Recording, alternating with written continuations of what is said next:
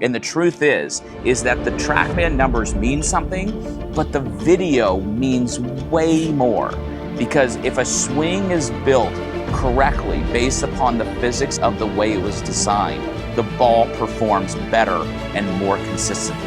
Hey guys, this video is going to be a little bit different. So what I'd like to do is I'd like you to grab a cup of coffee, maybe a notebook, and what I want you to do is take notes, because this is going to be super informational for you on what an actual on-plane swing looks like so that you can get better. So the question is what would Tiger Woods say to you if you had one question to ask him? And the question was, Tiger, how do I go about actually getting better in the winter? Now, Tiger, if there's anybody who knows something about getting better, it's probably Tiger Woods. I mean, think about it. This guy's been world #1. He reinvented his swing 4 times because he basically went through the system with first with Butch Harmon, and then he got to the end of it, and he's like, and Butch, when he won the U.S. Open, he got done, and Butch Harmon was like, that was absolutely incredible. And Tiger's like, there's things I want to do in your swing. And Butch Harmon's like, I've taught you everything I know, and your swing is perfect for me. And Tiger was like, well, I got to leave and then go through this whole process. So the journey of getting better was one of the main things that made Tiger Tiger. This dude was about as growth mindseted as it gets. And if there's anybody that knows anything about developing their golf swing and how to change it, it would be Tiger Woods. And we know that in the winter, like right now behind me, it's like 42 degrees and pouring rain. So we need to be having opportunities in the wintertime, and when it's colder and with the rain, the weather sucks, ways to actually go about practicing to get better. So the question would be, after we have talked to Jack Nicklaus, the greatest of all time, and said, Jack, what would you do to maximize your potential and get better? He said, you first need to have a stock shot, then you need to practice by mechanics and play by feel. And then Tiger Woods, if you said, Tiger, how do you go about changing your swing in the winter so that you play better next year? So the quote that Tiger says on how to develop his golf swing, he says, the first thing that I need to do is I need to understand what I need to do. The second thing is I need to make sure it looks better. The third thing, I need to make sure it feels better. Then it performs better in practice, then on the course, and then finally in a tournament. And we're going to break this down, because the truth is, if we're honest, and I go to the country club down the street where I'm a member at and hit balls, and we look at all of the players on the range, the truth is that they don't understand what it is that they need to do, or maybe they even think that potentially they understand, but the problem is they don't understand cause and effect. They don't understand what comes first and what comes second. They're doing second things first. They're basically trying to put the roof on the house or update the bathroom in the house, but the problem is you don't even have the foundation to the house yet. So we need to make sure that when we are working on our swing, we are working on the correct thing. And that has the understanding. And we're going to go through, and I'm going to spend time with you today showing you what is the first things first of what you need to go about working on your swing. That way you're not wasting your time. I mean, how tragic would it be if you were working on your swing all winter and then you came into the golf room and saw me and I was like, bro, you're working on your swing, and the stuff you're working on, that wasn't actually the main problem. It was just a little tiny microcosm. And if you would have worked on this, it would have actually changed the whole thing. And that would be tragic, right? And we want to make sure that doesn't happen. So if we went to the course and we were looking at those players on the range, they don't understand what they're needing to do. And they're not even sure if it looks better. One, because they don't even know what it should look like. And two, even if they're trying to work on making it look better, they're not forcing the pattern through the way of feedback practice. So really all they're doing is just making sure it feels better and performs better, which is basically like spitting on Tiger's face and saying, Tiger, you're really good, but you don't know what you're talking about. I'm just going to do this and make sure it feels better and performs better. And that's not how we go about getting better. So the first thing we need to do is we need to understand what it is that you need a video to look like so that you understand if it actually looks better, right? And the looks better happens before it feels better and performs better. And if you're practicing in the winter and what you're working on looks better and feels like trash, that's okay, right? You're kind of actually in some weird way, if you think about it, you're actually wanting it to feel like trash a little bit, because then you go, oh my gosh, I'm actually changing. You don't want something that feels the same, because that means you're not doing anything different. So let's go through some video with detail and show you what does an actual swing look like, and then what are the things that we can look at. And what we're going to do is we're going to look at Rory McIlroy and Justin Rose, right? Two very, very good, solid golf swings. They've had great careers. They hit it great. And what you're going to see is that they have a ton, and I mean a ton of similarities between the two. And if you look at players like Rory McIlroy, Justin Rose, Adam Scott, Tiger Woods, Tommy Fleetwood, like all those swings, Max Homa, where you look at him, you go, man, that guy's swing's really, really good. The reason that you think it looks good is because either side of the swing has symmetry. And it's just, that's basically a normal human trait, is that when you look at people who have symmetry in their face, you actually find and deem them to be more attractive, right? So that's what happens with the golf swing, is that when you see someone swing and it looks really attractive, what you're seeing is the symmetry on either side of their face. All right, it's Christmas time, and I want to give you a chance to get better this Christmas. So what I want you to do is I want you to first like and subscribe this channel. If we get to 50,000 likes and subscribes by Christmas, we're going to draw a name to come hang out with me right here in Columbus, where we build the ultimate practice plan for you to get better.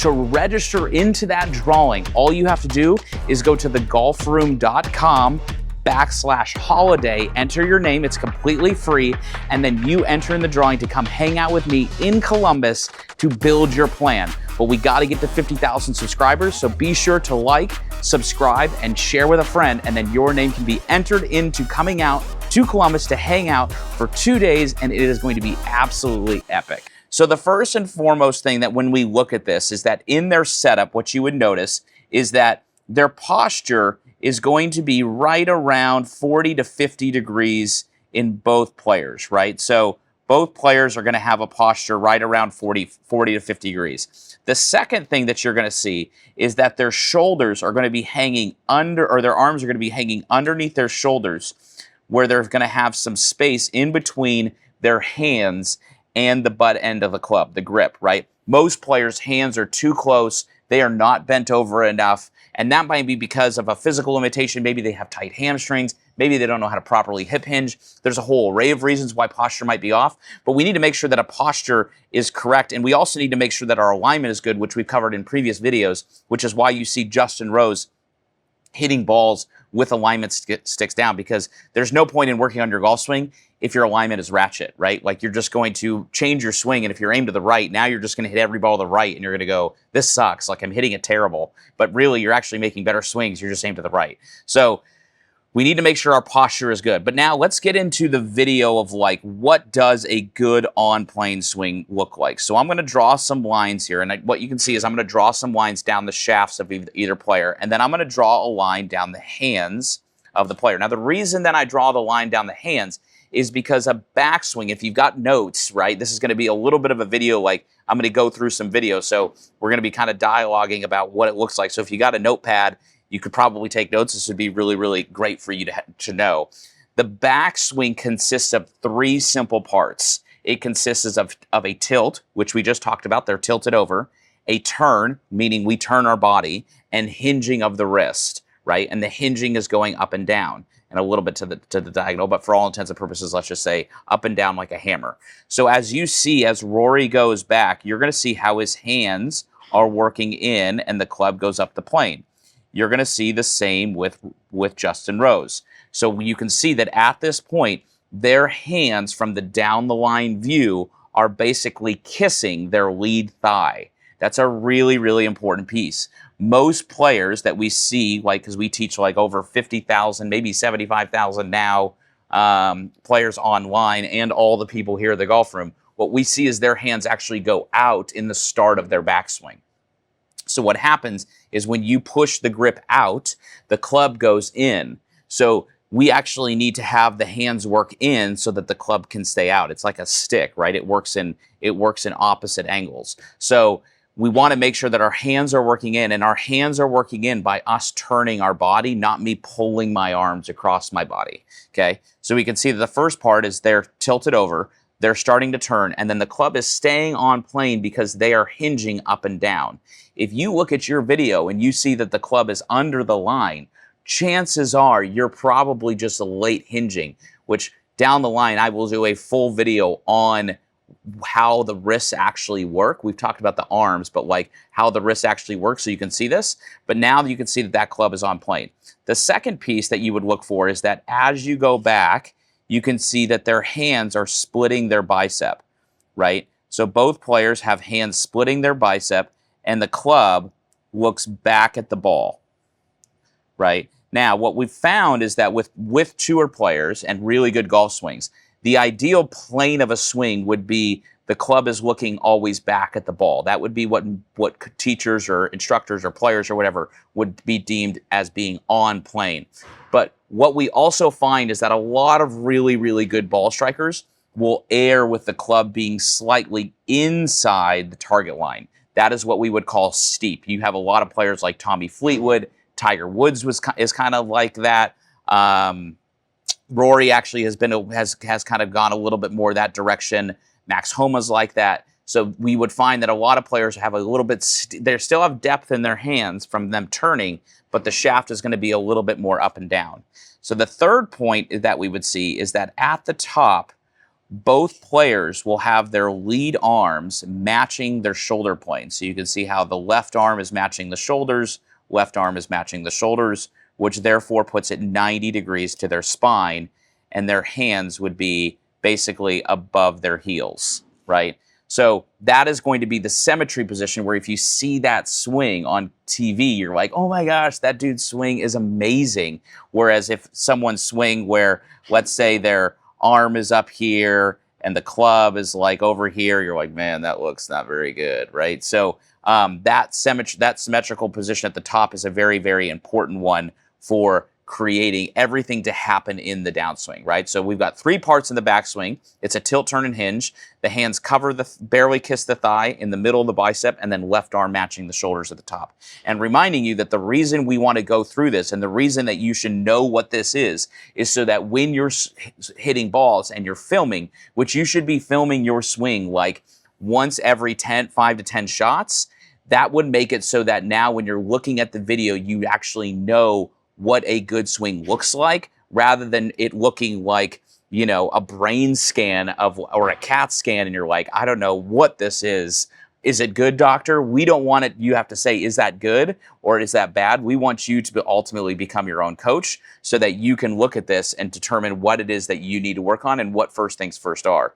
And when you're thinking about this and you're like, you know, Kyle, you mentioned going first things first. What are the first things first? You literally go in the order in which I am going through this video. So like you would start with your posture, start with your alignment, then you would work through your backswing, then you'd work through transition, which we're about to get into, and then the follow through. You wouldn't work on the follow through if the backswing is bad, okay? Okay, so now going back to this. Now, when we see this as we're coming down, right? So we're getting ready for this transition. Now as Justin Rose and Rory come down, the fastest distance between 2 points is a straight line. So now they're both going to kind of take a straight line down into the ball. And when they lower their arms, you can see how their arms are lowering, right? They're not really turning that much. They're just lowering. The shaft will shallow. So now you can see how the club will basically come back on this original plane line as their arms come down and lower, right? And Justin Rose will be eerily similar, right? So he comes down, you can see how his arms are going from high to low, and then the club comes right back down the plane. So the downswing consists of 4 parts. A shift, which is them shifting towards the target. So you want to be shifting your lower body, not your head, but just your lower body. You're shifting that lower body 5 inches towards the target, and then you're driving your arms down towards the ball. So it's a shift, a drive, and then at this point, you can see when their hands are at their belt, their knees are square, and now has the time where they're going to start to pivot. So they're going to start to rotate and then snap their wrist. So they're going to rotate and then snap their wrist, just like Justin Rose just did. And you can see this. What I want you to pay attention to, because this is really, really cool, just to validate exactly what we're doing. These guys are just hitting balls. It's a normal shot, nothing fancy. Look at where Rory McIlroy, you can see that his green is out here. Look at where his ball starts. See how it starts to the right? That's what I was saying about where you watch players are like, oh, he hits it in the trees. Rory hits this shot, and it is a perfect stock shot. And now watch Justin Rose. Watch where Justin Rose's ball. Can you see how in the video here, the ball is right there? So the ball is starting to the right and then will curve back to the left. So both of these players are hitting stock shots. So both of these players are doing exactly what Jack Nicklaus told me to do, which is, Kyle, you need to build a stock shot, starting right, curving left, and not over curving the line. And some of you guys would go, but what about a cut? And I go, well, a cut and a draw are the same swing. There's just a little bit of difference in the face. That's a video for another time. But as Ben Hogan says, to hit a proper fade, you have to first know how to hit a proper draw. So the first thing we're going to do is learn the swing to hit this draw, and then from there, I'll teach you how to hit a proper fade, right? So you can see as they go back, they're coming down, their arms are lowering, and then the club comes right back down on that original plane. So they shift and drive, they pivot and snap. Now what ends up happening is in the follow-through consists of three parts. It consists of a turn, a match, and a fold. So as they go through, what you're going to see is Justin Rose is going to be turning. And if I kind of take away some of these lines, what you're going to see is that his face angle will match his spine angle. That's the match. That means that the face has no extra curve or rotation through the hitting zone. So it's very, very stable as it goes through. He turns, he matches, and then he folds, right? He doesn't actually kind of knocks this one off. And what you can see is that his hand plane, when we talked about that symmetry, you can see how his hand plane will exit basically on the same exact line as will Rory's. So watch Rory's here, same exact line, right? So that's kind of where you see where you go, man, those swings look really, really good, right? And he's turning, matching, and folding, right? So these are kind of the things from the down the line view that you're looking for so that ultimately you can do exactly like Tiger was saying, which is you understand it looks better, it feels better. Then from there, it starts to perform better. Then you can do it in practice, then on the course, and then in a tournament. And this is me, like I'm using feedback. So the point being is that when I'm practicing and I'm going through this, you can see that you need to create stations so that when you're practicing, you're actually making it look exactly the way that you want to do it. So here I am in my setup. Then you can see my hands are kissing my thigh. Club is basically covering my hands. Then hands are in the middle of my bicep. Club is looking slightly inside the ball. Left arm is matching shoulders, hands above heels. Then you can see shaft coming back down through my right forearm again. Then I'm turning and matching. There's my impact, kind of going through, face angle matching spine, exiting on the same line, and then creating a stock shot. But then the question comes where you see these videos of me using these tools, right?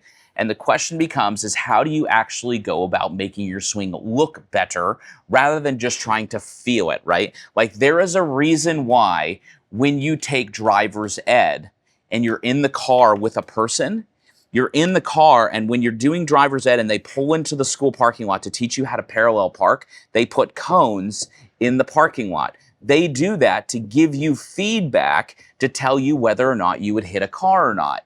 We need to have that same mechanism in place for your golf swing so that you have feedback that tells you whether or not you're doing it correctly or not. Because even if the driver who's 16 years old and they're like, this is the way I do it, I'm not hitting cars, I would tell you, the driver's ed teacher just looks at him, he goes, bro, you would hit a car, you just hit the cone, right? Like you would have just put a dent into your car. So the feedback is what ultimately gives you the guide to tell you whether or not you're doing it correctly. And then that allows you to actually feel what is real so that you know what an on-plane swing looks like. And that's what it's all about, okay? So that's where we want to go. We want to take this and then actually make it to where now you know what you should look for in video, but now ultimately it's about how do you actually go about changing your swing.